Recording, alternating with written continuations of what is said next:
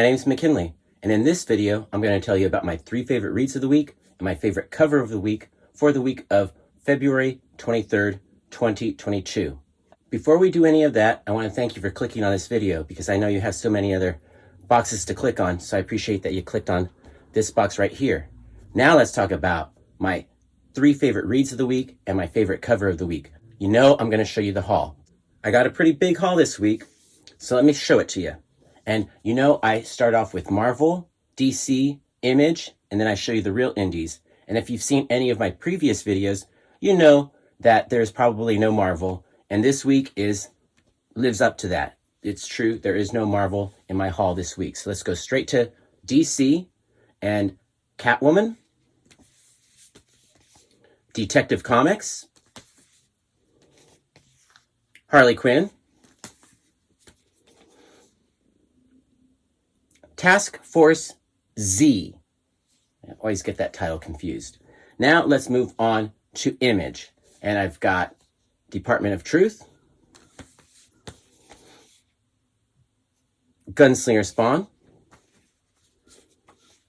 Girl Scouts, and Step by Bloody Step rounds out the Image haul. Now let's move on to the real indies. And we'll start off with Dynamite, Vampirella, Dracula Unholy, Red Sonja by Mirka Andolfo.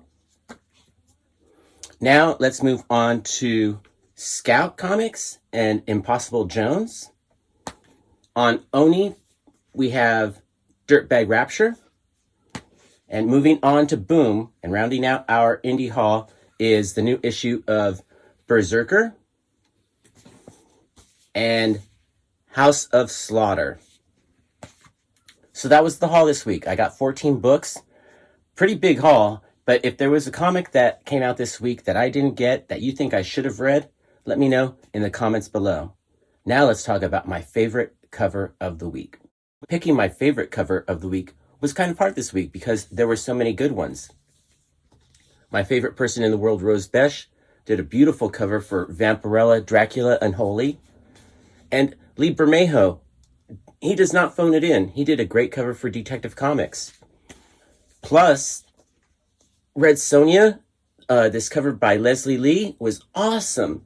She's a newer artist that's coming up, and I'm keeping an eye on her. But there was also a great cover by the Frizz for Catwoman. And oh my golly, this super cute, maybe I should hold it this way, this super cute Harley Quinn cover by Derek Chu. But none of those were my favorite cover this week, because remember, this is me, my favorite. And my favorite cover this week was for Dirtbag Rapture. I just really enjoy seeing a big girl represented on the cover of a comic book. You saw all those other covers. They're all skinny, and you never see any big girls. So it's really nice to see a big girl represented on a cover, and that's why this is my favorite cover of the week. Let me know what your favorite cover of the week was in the comments below, because I know there were a lot of really good ones this week. Now let's talk about my 3 favorite reads of the week. My 3rd favorite read of the week is, without a doubt, Dirtbag Rapture. You give me a character that likes to smoke marijuana, and you're giving me something I can relate to. So I have immediately liked the main character. I think her name is Catherine Garcia. I've liked her right from the start. I accept all her nuances because she's just a normal person like everybody else. And that's another thing I like about her. She's not they could have made her a pale, skinny goth girl, but they made her a bigger Mexican girl. And I love it. She's real life. I've loved this story, and it rounds out now. This is the end of the series, or whatever, however way you want to say it. And I couldn't have been happier with the way it ended.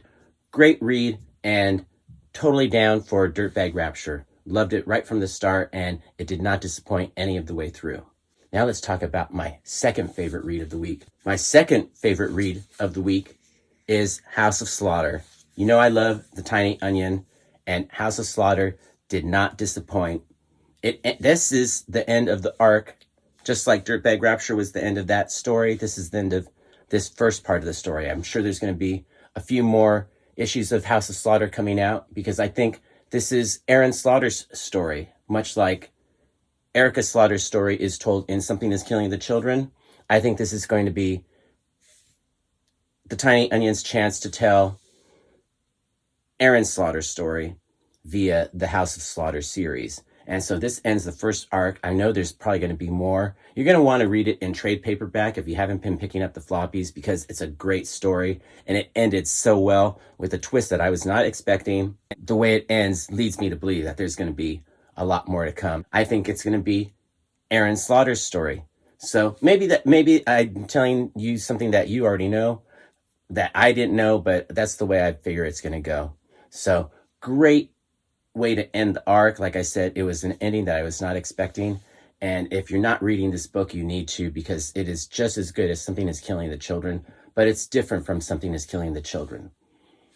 Two different. He's not going to tell the same story twice. Why would the Tiny Onion do that? Now let's talk about my favorite read of the week.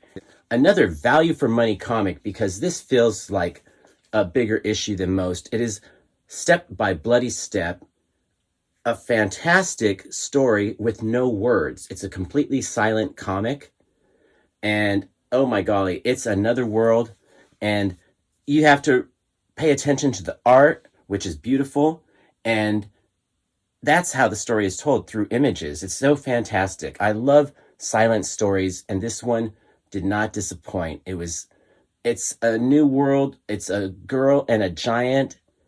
I don't want to spoil anything by you know how I do it. There's other channels that'll tell you the whole darn story, and then you don't need to read the book. I want you to read this book because it was so great. It's going to make a great trade, but I wouldn't wait that long. I'd go pick up this issue today because it was a joy to look at. I honestly didn't know anything about this book, so I had no idea where it was going. I only knew it was about a girl and a giant because of the back of the book. So that's what I knew going in. I also knew it was silent. So those are the very little that I knew. But a whole new world to discover and enjoy. There's going to be 4 issues, if I'm not mistaken, and I cannot wait for issue 2. This was a fantastic debut issue, and I hope number 2 is as good as this, because this was really, like I said, fantastic. So those were my 3 favorite reads of the week and my favorite cover of the week. Let me know what your favorite reads of the week and what your favorite cover of the week were in the comments below. I really appreciate you making it all the way to the end of this video.